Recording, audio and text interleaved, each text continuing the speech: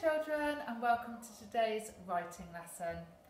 So yesterday we were writing sentences that had double consonants in, with words in with double consonants in ending in Y. Today we're going to have a look at another poem written by a lady called Annie Fisher. But before we start our work for today, Miss Oliver, please could you do our spellings for today? So today's spellings are some more red words, so we can't sound these words out. The first red word we're going to do today is all. All. It sounds like a oh sound, but it's not. It's an A. It's an A. So the oh is dressed up as an A, and then we've got the all. All. Double L. So it's A, double L, all. And make sure your L's are nice and tall, all. And you can write that all across the line, all.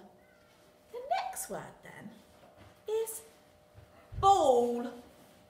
Ball. The children outside like to play with the ball. Still has that all sound in, but it starts with a B. So it's another red word. It starts with a B, and then it's got that all sound. And we said to make the all sound, it's an A, L, L, ball. Write it again. B, A, double L, ball. Can you have a go at those at home?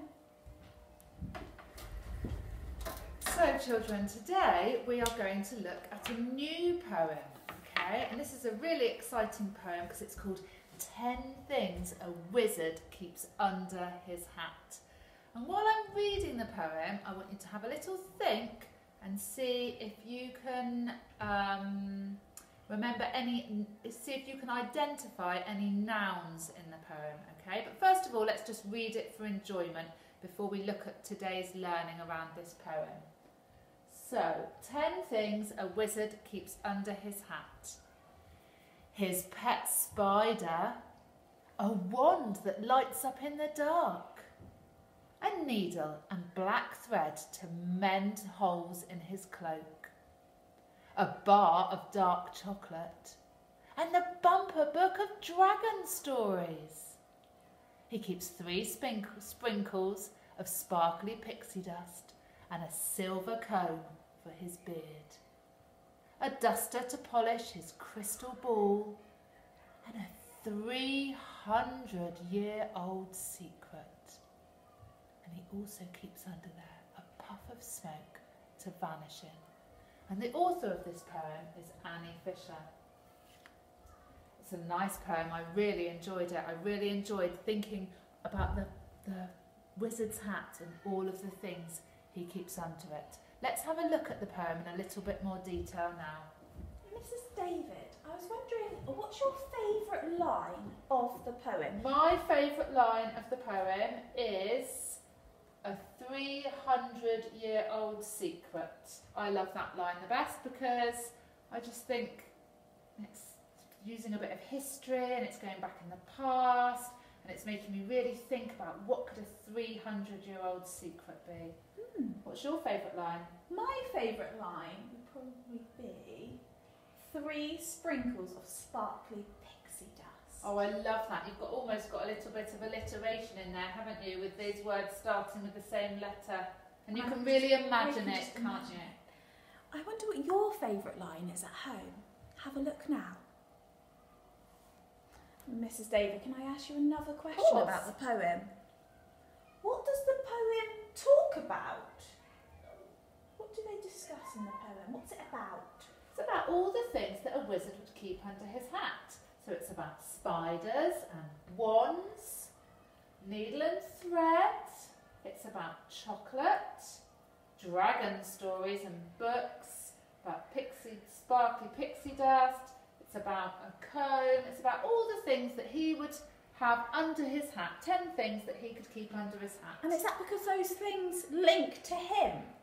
Yes. they're all the things that he really needs. So he really needs a wand because he can't do any magic if he hasn't got his wand.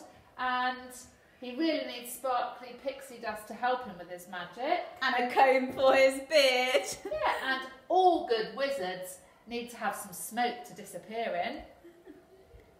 Just talk to your grown-up. What do you think the poem's about? Okay, now this time we're going to read the poem again, and I would like you at home to close your eyes and this time see if you can see all of those pictures in your head when we read the poem. So you might close your eyes and you might see a pet spider behind your eyelids. Ready, Miss Oliver? Shall I read it? Okay, and I'll close my eyes and see what I can imagine. 10 things a wizard keeps under his hat. His pet spider. A wand that lights up in the dark. A needle and black thread to mend the holes in his cloak. A bar of dark chocolate and a bumper book of dragon stories. 3 sprinkles of sparkly pixie dust and a silver comb for his beard. A duster to polish his crystal ball and a 300-year-old secret and a puff of smoke to vanish in. Wow. I vanished, sorry. I saw Here all I of those different things. in Did my you? head. Good. That's amazing. That's why I love poetry and stories, because the writer can really make you do that with their choice of words. If you choose really good words in your writing, it can really help you to imagine what is happening. It took me to another place. Brilliant. I felt like I was under that wizard's hat. Brilliant. It's a bit hot under there. And a bit crowded with lots of things. Okay, so now we're going to identify the nouns in this poem.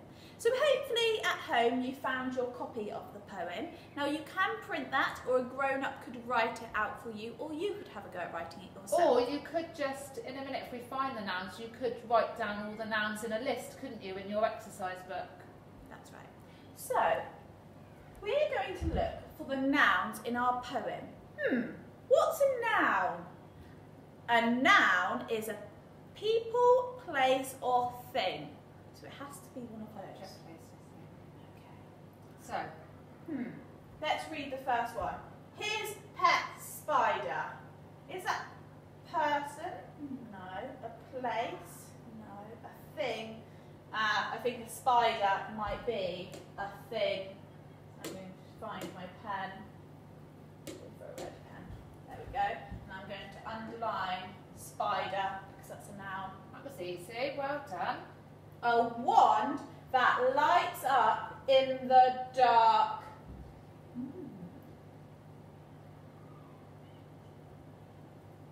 A wand. I think it might be a wand. A wand is an object, yes, Miss Oliver. A wand is a noun.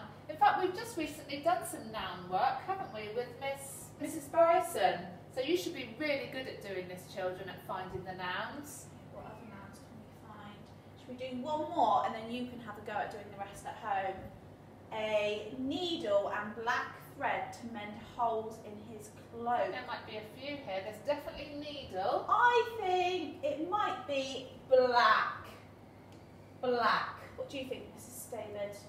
No, I don't think black is right. Is that a describing word? Yes, So that's an adjective. We need an Okay. object, place or thing. A needle is an object. Thank you. Needle. Put a cross beside that one, please. What's next to that one? And a cloak is an object. And thread is an object. Right. Okay. Now, can you read through the rest of the poem and underline the nouns? And once you've underlined the nouns, it might be a nice idea for you to, if you've got the poem at home, you could illustrate around the poem with the nouns. So you might want to draw a spider. Oh, I'll draw a spider. I might draw it up here. You're good at drawing, Miss Spider. Oliver. The spider has 8 legs. You could draw a wand. A wand.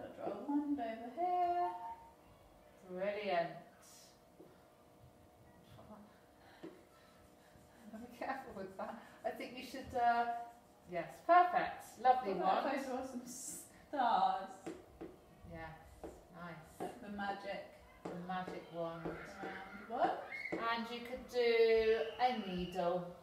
A How needle. easy is that? A needle, just a little needle.